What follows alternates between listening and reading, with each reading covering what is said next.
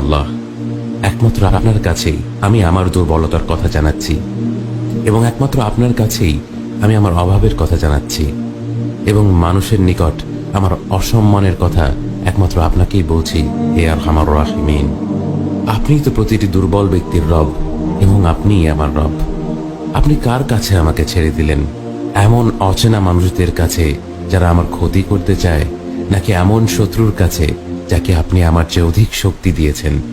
হে আল্লাহ, যদি আপনি আমার উপর রাগ না করে থাকেন তাহলে এর কিছুতে আমার কিছু আসে যায় না, কিন্তু আপনার আশ্রয় পেলে আমার পরিস্থিতি আরেকটু সহনীয় হবে।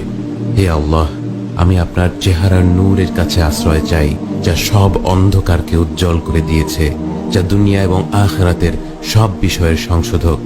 আল্লাহ, আপনার রাগ এবং অসন্তুষ্টি থেকে আমি রেহাই চাই।